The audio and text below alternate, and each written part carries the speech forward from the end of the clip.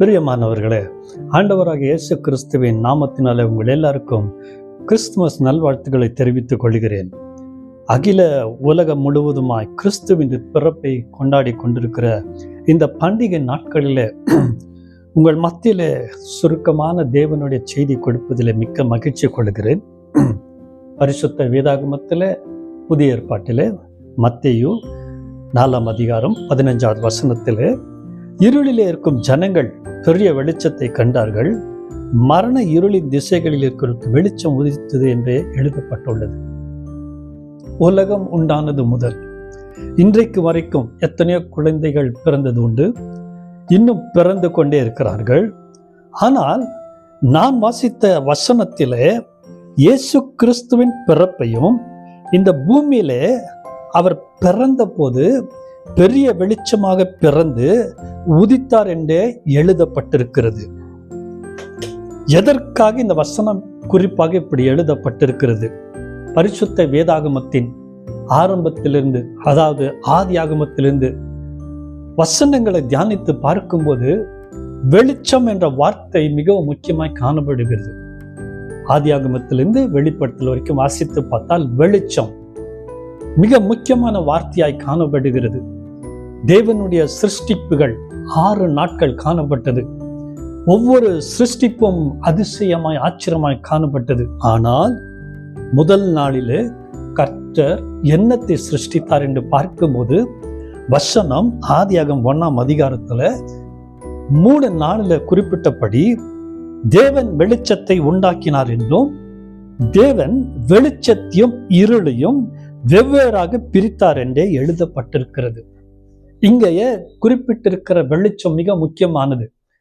4ஆம் நாளில் அவர் என்ன சிருஷ்டித்தார் என்றால் சூரியனை சிருஷ்டித்தார், சந்திரனை சிருஷ்டித்தார். ஆனால் முதல் நாளிலே அவர் வெளிச்சத்தை சிருஷ்டித்தார் என்றே எழுதப்பட்டிருக்கிறது. அப்படி என்றால் இருளாகிய பிசாசை அந்த கிரிகளை அழிக்கும்படியாய், அவனிடத்திலிருந்து இந்த வெளிச்சம் தூரமாய் இருக்கும்படியாய் தேவன் பிரித்து வைத்தார் என்றே எழுதப்பட்டிருக்கிறது.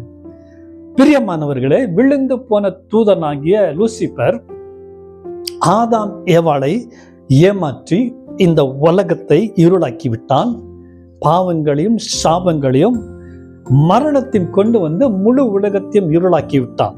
மனுகுலத்துக்குள்ளே வியாதிகள், வேதனைகள், தோல்விகள், பிரிவினைகள், கசப்புகள், வெறுப்புகள், ஏமாற்றங்கள் எல்லாவற்றையும் கொண்டு வந்து சமுதாயத்தை இருளாக்கி விட்டான். எங்கு பார்த்தாலும் கொலைகள், கற்பழிகள், திருட்டுத்தனங்கள், பொய்கள், பித்தலாட்டங்கள் இவைகளை கொண்டு வந்து பூமியை துன்மார்க்கத்தால் நிரப்பி முழு உலகத்தையே கரைப்படுத்தி இருளாக்கி விட்டான் என்று வேதாகமத்தில் பார்க்கிறோம். அது யோவான் குறிப்பிடும் போது 1 யோவான் 5ஆம் அதிகாரத்தில் 19வது வசனத்துல உலகம் முழுவதும் பொல்லாங்கனுக்குள் கிடைக்கிறது என்று எழுதி வைத்துள்ளார்.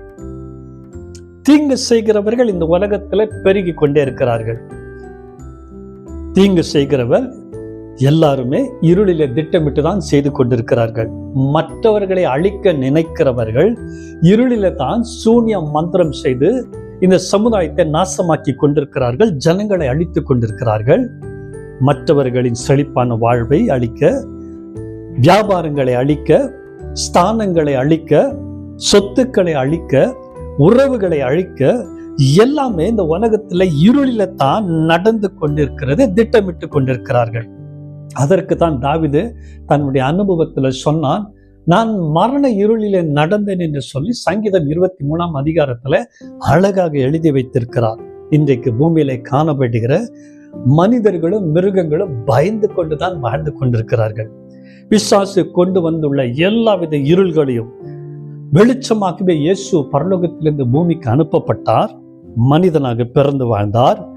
மனுகுலத்துக்குள்ளே காணப்படுகிற எல்லாவித இருள்களையும் அவருடைய அன்பினாலும் வல்லமையினாலும் மாற்றி அமைக்கவே அவர் இந்த பூமியில வெளிச்சமாக உதித்தார் என்று ரொம்ப அழகா வசனம் எழுதப்பட்டிருக்கிறது. அவர் பிறந்த போது அந்த வெளிச்சத்தின் நம்பிக்கை மேய்ப்பர்களுக்குள்ளே காணப்பட்டது. அவர் இந்த உலகத்துல பிறந்த போது அந்த வெளிச்சத்தின் நம்பிக்கை அந்த 3 சாத்திரிகள் வாழ்க்கையில காணப்பட்டது. பிரியமானவர்களே, நாம் எல்லாரும் இருளின் ராஜ்யத்திற்கு அடிமைகளாக இருந்தோம். நம்முடைய பாவம் நிறைந்த வாழ்வு, துன்மார்க்கம் நிறைந்த வாழ்வு, பிசாசுக்கு அடிமைப்பட்டு அவனை மகிமைப்படுத்தி கொண்டிருந்தோம். அவைகளிலிருந்து விடுவிக்க இயேசுவானவர் நம்மை தேடி இந்த பூமிக்கு வந்தார், மனுஷ அவதாரம் எடுத்தார். அதை அப்போஸ்தலனாகிய பவுல் குறிப்பிடும் போது கொலோசியர் 1ஆம் அதிகாரத்துல 13வது வசனத்துல இருளின் அதிகாரத்திலிருந்து நம்மை விடுதலையாக்கி தமது அன்பின் குமாரனுடைய ராஜ்யத்துக்கு உட்படுத்தினவருமாயிருக்கிற பிதாவை ஸ்தோத்தரிக்கிறேன் என்று சொல்லி எழுதி வச்சிருக்கிறார். இயேசுவானவர் இந்த உலகத்துல ஜீவ ஒளியாகவும் நித்திய வெளிச்சமாகவும் வெளிப்பட்டார். அந்த ஒளியை அழிக்க பிசாசு எல்லா விதத்திலும் திட்டமிட்டு போராடின போதிலும் இயேசுவானவர் அவனை தோற்கடித்து விட்டார். கடந்த 2000 ஆண்டுகளாக அந்த ஒளி, இயேசுவின் ஒளி மனுஷர்கள் மீது பிரகாசித்துக் கொண்டே இருக்கிறது. யாரெல்லாம் அந்த ஒளியாக இயேசுவை சொந்த இரட்சகராக, சொந்த தெய்வமாக ஏற்றுக்கொள்ளுகிறார்களோ அவர்கள் எல்லாருமே இயேசுவின் குடும்பத்தில் சேர்க்கப்பட்டு அவர்கள் அந்த வெளிச்சத்தின் பாதையில நடந்து கொண்டிருக்கிறார்கள் என்பதை வேதம் திட்டவட்டமாய் சொல்லுகிறது. இந்த குடும்பம், அதாவது இயேசுவின் குடும்பமாகிய இந்த வெளிச்சத்தின் குடும்பம் பூமி எங்கும் பெரிதாக்கி கொண்டே இருக்கிறது என்று நாம் பார்க்க முடிகிறது. யோவான் எழுதின புஸ்தகத்துல 1ஆம் அதிகாரத்துல 9வது வசனத்துல உலகத்தில் வந்து எந்த மனுஷனையும் பிரகாசிக்கிற ஒளி அந்த மெய்யான ஒளி என்று யோவான் ரொம்ப அழகா எழுதி வச்சிருக்கிறார். இயேசுவை ஏற்றுக்கொண்டு பின்பற்றக்கூடியவர்கள் மரண இருளில் நின்று மீட்கப்பட்டுள்ளதால் இந்த பூமியிலே சுடர்களைப் போல பிரகாசித்துக் கொண்டு சுத்தமான வாழ்க்கை வாழ்ந்து கொண்டிருக்கிறார்கள் என்பதை நாம் அறிந்து கொள்ள முடியும். 2 கொரிந்தியர் 6ஆம் அதிகாரம் 14வது வசனத்துல அப்போஸ்தலனாகிய பவுல் குறிப்பிடும் போது ஒளிக்கும் இருளுக்கும் ஐக்கியம் எது என்றே எழுதி வச்சிருக்கிறார். இயேசுவை நேசிக்கிறவர்கள் ஒளியை நேசிப்பார்கள், இயேசுவை நேசிக்காதவர்கள் இருளை நேசிப்பார்கள்.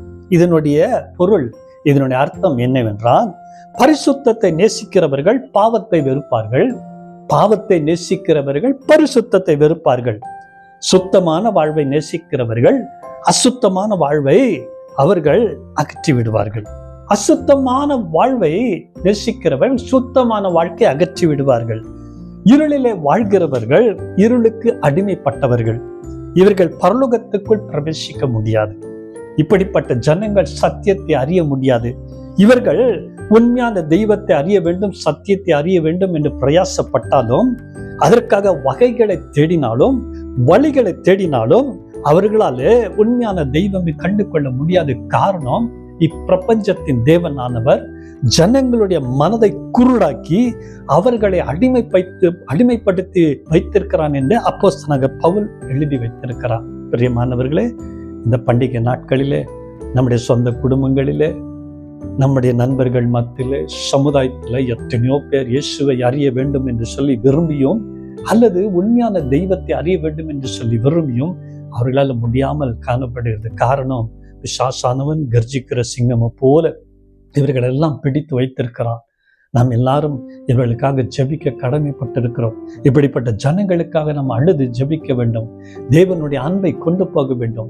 இயேசுவினுடைய அன்பை நாம் தான் பகிர்ந்து கொள்ள வேண்டும். இயேசுவினுடைய திட்டத்தையும் சித்தத்தையும் நாம் தான் அவர்களுக்கு பகிர்ந்து கொள்ள வேண்டும். இயேசுவின் அன்பை அவர்களுக்கு வெளிப்படுத்தும் போது தேவன் அவர்களுக்கும் அந்த வழியை காட்ட வல்லவராக இருக்கிறார்.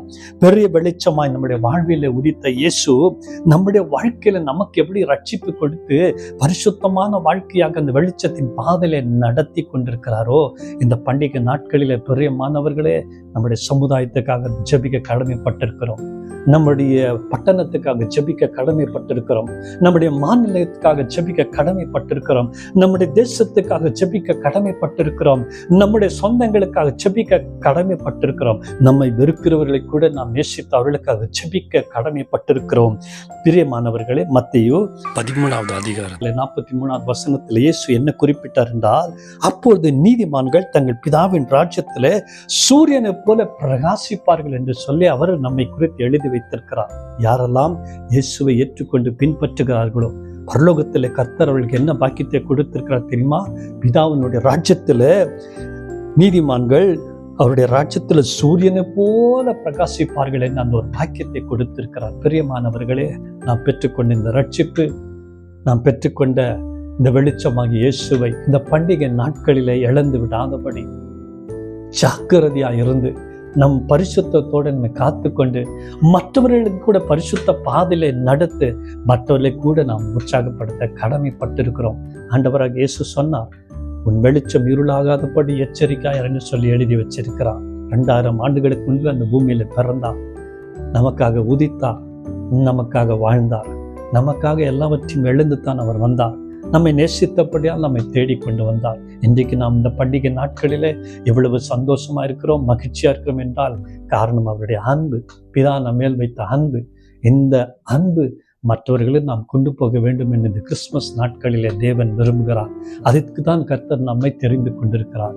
இந்த நாட்களிலே, பண்டிகை நாட்களிலே எல்லாரையும் நேசிப்போம், எல்லாரையும் ஆசீர்வதிப்போம். கர்த்தர் நம்மளை நடத்த வல்லவராக இருக்கிறார். கண்களை மூடுவீர்களானால் உங்களுக்காக ஒரு சிறிய ஜெபத்தை ஏறெடுக்க விரும்புகிறேன்.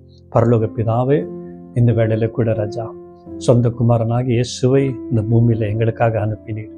ஆண்டவரே, அவர் வரும்போது பரலோகத்தில் எல்லாவற்றையும் இழந்து, அதாவது பரலோகம் முழுவதுமே வெறுமையாக்கப்பட்டு அவர் பூமிக்கு வந்தார். அவர் பூமிக்கு வரும்போது ஏழை கோலமாய் வந்தார். எங்களுக்காக அவர் எல்லாவற்றையும் இழந்தவராய் தாழ்மையா இந்த பூமிக்கு வந்து எங்களை நேசித்தபடியா உமக்கு கீழ்ப்படிந்து தன்னை விட்டு கொடுத்து ஆண்டவரே அந்த மாட்டுத் தொழுவத்தில் பிறந்தார். ஆண்டவரே, அவருடைய அன்பை நினைக்கும் போது ஆண்டவரே எங்களால் புரிஞ்சு கொள்ள முடியவில்லை. அப்பா, இந்த உலகத்தில் கர்த்தாவே, ஆண்டவரே எல்லாருடைய அன்பை காட்டிலும் ஆண்டவரே இயேசுவின் அன்பு அதிசயமானது. அந்த அன்புக்கு எல்லை கிடையாது, அந்த அன்புக்கு நிபந்தனை கிடையாது.